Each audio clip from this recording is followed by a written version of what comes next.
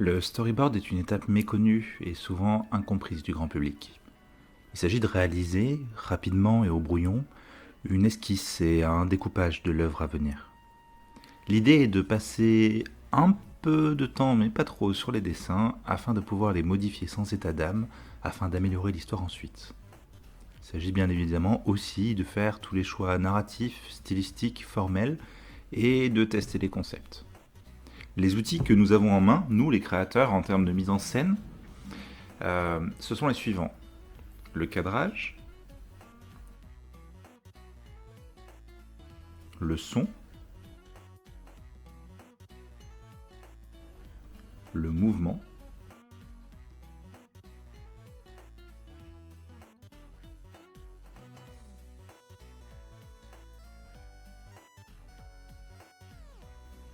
le dialogue et enfin l'interactivité. Dans le cas de l'immeuble, son format un peu innovant m'a privé d'un élément de mise en scène primordial, le cadrage. Quoi qu'il se passait, je devais rester dans le même cadrage d'une case sur l'autre afin d'appuyer l'idée suivante. L'immeuble reste constant. Ce qui change, ce sont les personnages qui le peuplent. Donc si le cadre est constant et que les personnages sont mouvants, alors le lecteur doit être en mouvement pour suivre les histoires qui portent le récit. Quand j'ai écrit le scénario, j'ai commencé par baliser les 15 histoires clés dont nous avons déjà parlé qui allaient guider le récit. Le storyboard a été ensuite l'occasion de combler les trous, de travailler les raccords, de tester le concept. À l'époque, j'habitais dans un appartement meublé au plein cœur de Bruxelles et j'avais un de mes murs qui était totalement vierge. J'ai alors acheté des centaines de post-it de toutes les couleurs et avec un gros scotch j'ai recréé le quadrillage de l'immeuble. Globalement 5 salles de haut, 5 salles de large. Et ensuite, j'ai rempli toutes les cases avec des post-it, chaque post-it représentant une action. Et il fallait minimum 10 post-it par case, représentant les 10 minutes qui se sont écoulées dans le récit et dans lesquelles le lecteur ou la lectrice pouvait se balader. Une fois les post-it réalisés, et bon, ma caution perdue au passage, il fallait travailler les personnages, leurs actions, leurs comportements. Et comme le cadrage était fixe et imposé par le format, alors je devais jouer sur ce qu'on appelle le posing. Le posing, c'est le fait de communiquer les sentiments profonds d'un personnage, non pas à travers les bulles, non pas à travers ce qu'il dit, mais à travers la posture de son corps. C'est-à-dire, le posing, c'est la science, à travers une silhouette, de raconter davantage qu'à travers des mots.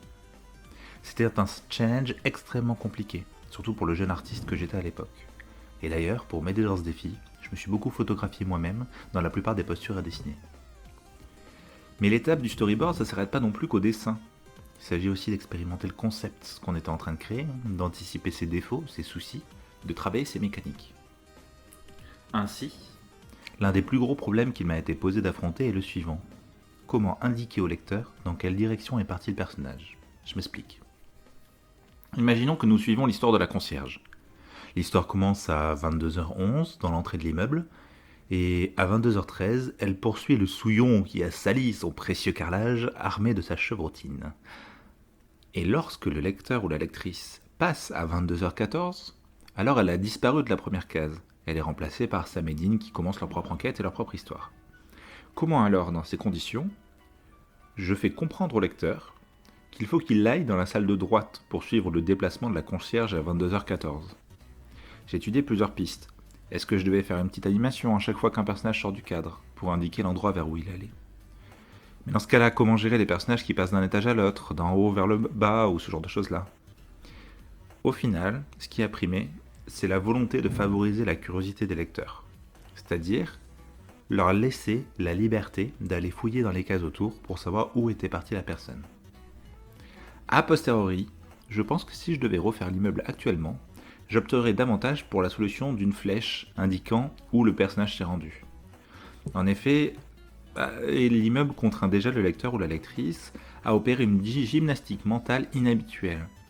Et j'ai la sensation d'avoir été trop extrême, en demandant au lecteur de 1. Découvrir une nouvelle narration, 2. Comprendre les mécanismes du voyage dans le temps dans cette histoire, 3. Comprendre les mécanismes du voyage dans l'espace dans cette histoire, et 4. Comprendre le mécanisme des 15 histoires clés.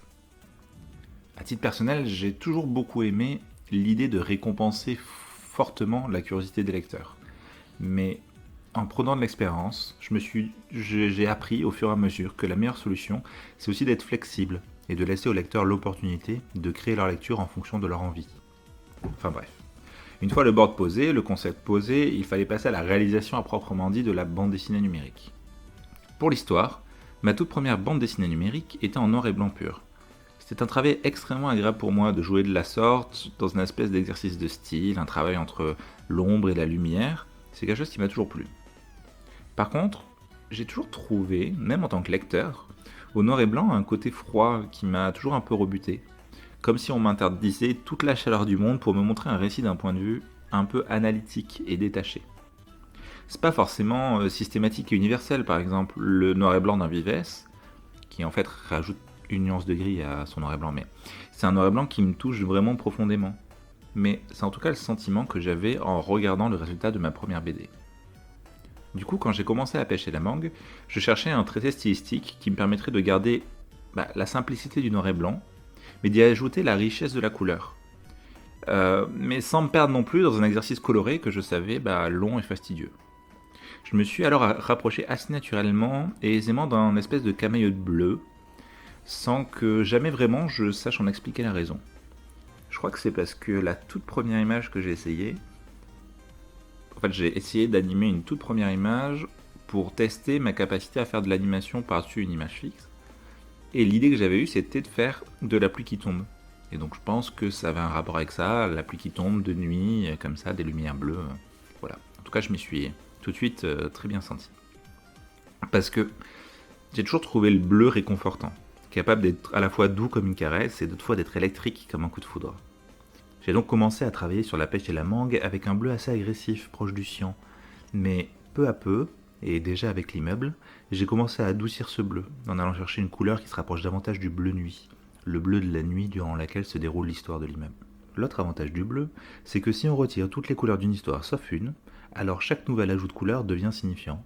Par exemple, dans Elia Police Investigation, qui était une série policière, tout était dessiné au bleu, mais le sang restait rouge.